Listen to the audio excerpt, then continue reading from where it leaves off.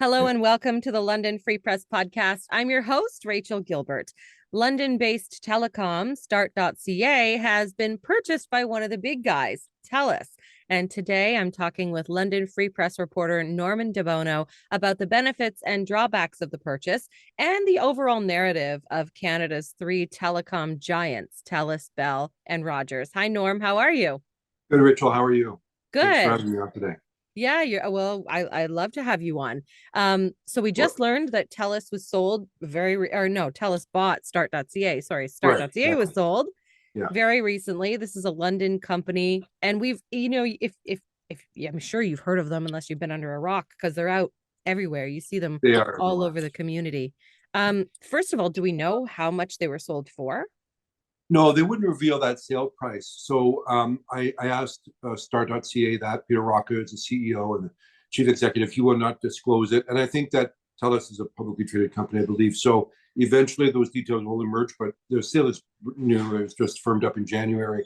So they're not going to reveal that right now, but in time, we'll probably be able to find that out for sure. But right now, they're playing it close to the vest, unfortunately. But I mean, you can be sure it was a pretty good amount, I bet. TELUS is a fairly, I mean, Start.ca, even though it's a young, small startup, 70,000 customers, good infrastructure in London, a real presence in the fiber network sector here as well, good relationship with the city in terms of development community, in terms of installing infrastructure. So they're Mm-hmm. well known, they're well thought of, and they would be a catch for any business for sure.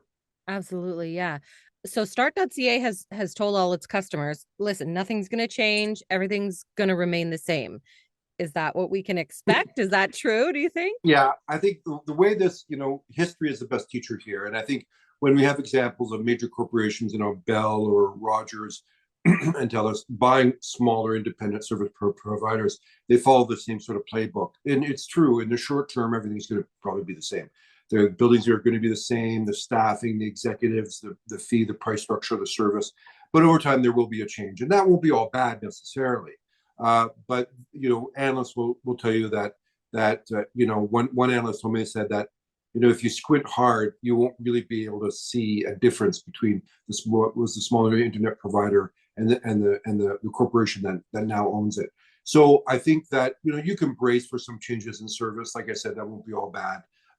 But in terms of fees and structures, yeah, people are anticipating there could be higher fees down the line, more cost for individuals, some subscribers. Certainly hope not, but I think people are bracing for that. But in terms of what could be positive in terms of a change, Mm-hmm. TELUS has deep pockets, and Start.ca as a small internet provider was not as rich. So I know that Start.ca and Peter Rocca wanted to branch out into more fiber networks, being very aggressive installing fiber optic cable in terms of developments in the community. This now gives them the reserves to do that if TELUS is on board. Also, I think Peter always talked about delving into the phone market. Like Start.ca was an internet provider. They provided cable services, internet services, but they always had the long-term goal of looking at being a player in the phone market. They now tell us as a phone provider, so they can work in that segment. Exactly how they will, I don't know yet, but they might have a presence in that with TELUS as a partner. So that's the kind of things that could play out longer term. Mm-hmm. But I think the biggest impact, Rachel, is going to be in terms of the community. Like Start.ca was a homegrown company. 1995, Peter started it really in his home, small home-based business. It grew significantly, 70,000 subscribers this year, 170 staff, large presence on York Street. Their trucks are everywhere. But they've been big community supporters. They sponsored concerts, shows, events, arts events, poverty related sort of charities and causes. Mm-hmm. They've been a real strong community presence, real They're good community everywhere. partners. They're everywhere. Yeah. And will that now? Peter says that's going to continue. They're not going to. There's no plans on changing that. Matter of fact, TELUS has that sort of value as well. That's one thing that sort of attracted them to them in terms of striking that partnership. But we will see. It will be a real loss for the community if that is diminished in Yeah. anywhere. That's one of the first things I thought of when I thought of the sound. Like, but they're everywhere. Are they Yeah. still is Start.ca still going to be around and as a brand that we can sign up with? individually and specifically? Now they're going to be part of TELUS, obviously, overall, Right. but will Start.ca still exist? Yes, it will still exist. You'll still be able to contact the local offices, subscribe to their service. As to when any changes come down, we're not sure yet. But for right now and for the foreseeable future, it's going to be business as usual, is what I'm being told. And so you're going to be able to log on and sort of, still subscribe to that service. Any questions about service, if you are a subscriber, still go to Start.ca office. Okay. TELUS has also bought Ultima. And I'm not familiar with Ultima, but TELUS is buying up a lot of these, or at least two recently, small telecoms. More than that. So actually, if we look at all the big players in the sector, Rogers, Bell, TELUS, they're all being very aggressive in the marketplace right now. There's a real consolidation happening. Of course, I think it is Bell wanting to buy Freedom Mobile, Rogers wanting to buy Shaw. That is being sort of, that's on the table right now. And TELUS has been very aggressive in buying up other smaller providers, both in Quebec and Ontario. So what's happening is that there is the CRTC, which governs that whole telecom sector. It's the government agency that sort of defines the rules for how businesses operate in the telecom sector. Mm-hmm. They made some changes in 2021 that are impacting smaller providers negatively. And so they are finding it difficult and they are vulnerable. And so the big players are sensing this and they're moving in to snap them up. And right now we're seeing a turf war in this area that's really playing out across the country. And London now is just one player in this. It's just one front in that war, so to speak, that is seeing smaller providers being snapped up by the big players as they're looking to sort of consolidate that whole industry. So and I think we'll see more of it, and we'll see, and unfortunately, we'll see more and more smaller players consolidated. And what that's going to mean long term is, it's less competition, it's fewer voices. It is, more of a price structure. We are going to be faced with the possibility of higher fees, and we already pay some of the highest fees in the world for that telecom service. Yeah. So, there's a great little company in Chatham called Tech Savvy, which is an internet provider. They're independent. They've been outspoken in their concern on this, and they are sort of, fiercely independent, and they don't want to give in. They want to stake the claims. They have offices in Toronto too, and they sell province-wide. So they deserve a lot of credit for speaking out on this and for wanting to hold the line and sort of saying that the real loss is the fact that there aren't more tech savvies in the industry nationally that are going to say, this is the downside of this. There are fewer voices to speak out against Rogers and against Bell. And I think that's a lot of the narrative in amongst consumers is that, well, if I need a cell phone or internet or cable or whatever, I only have kind of three major choices, right? TELUS, Bell, and Rogers. And so some people do like to shop local and go with the local guys, like Start.ca was. Tech Savvy is another one. Execulink in this area. There's a lot of them, but they just can't compete. They don't have the money to install all those fiber optic networks that they want to and really enhance their services at the rate or quality that they want to. So I think a lot of consumers feel like this is a loss when the big guys buy these little ones up. There's sort of this standard in the industry, which is called the last mile, which is that when you're an independent service provider like a Start.ca or what was Start.ca, you use the infrastructure of a Bell or a Rogers, because the agreement that was sort of hammered out was, homeowner like us, we don't want 20 different providers digging up our front lawn installing cables. So the agreement was, if you subscribe to a different service, you will use the infrastructure that was there, like a Bell or a Rogers. They will get part of that fee. So there's already a working relationship between these independent smaller providers and the big guys.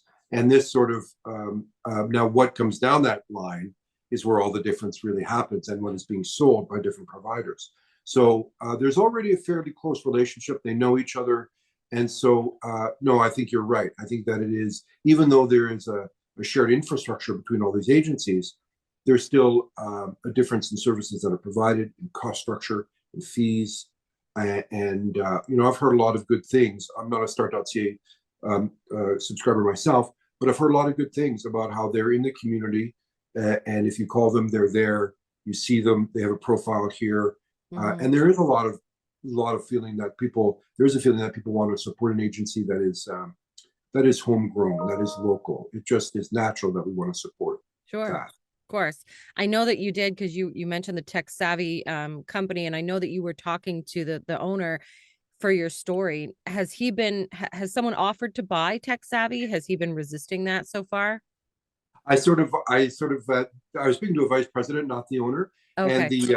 and I asked him exactly that question, and he said he didn't know, but if they had, they would have been rejected immediately. That the owner of Tech Savvy, to their credit, is really wants to maintain that independence. Now, it's a very tough environment out there.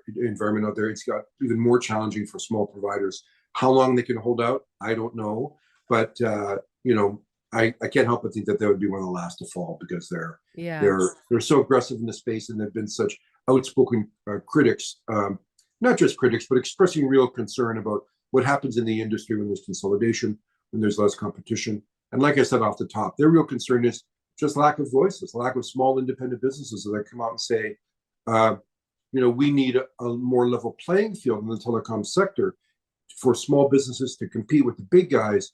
And we need legislation to help us with that. There was the landmark ruling in 2021, the CRTC. There was a ruling in 2019 by the CRTC, which is going to say to the big providers, the Bells and the Rogers, you now have to share some of your revenue with the smaller providers, because you have such a consolidation of the market. You have such a market share.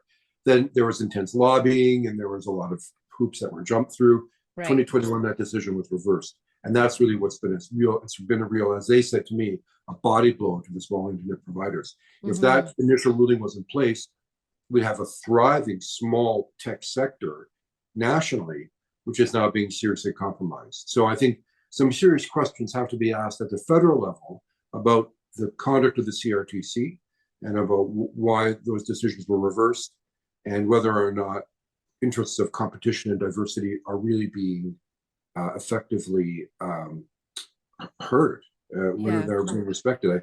I think there has to be some attention paid to that, and I really don't think there is. I think it's flying under the radar.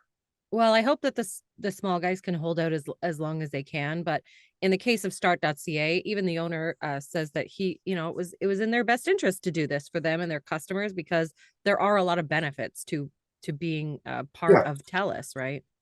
They have financial stability. They have much deeper pockets. They have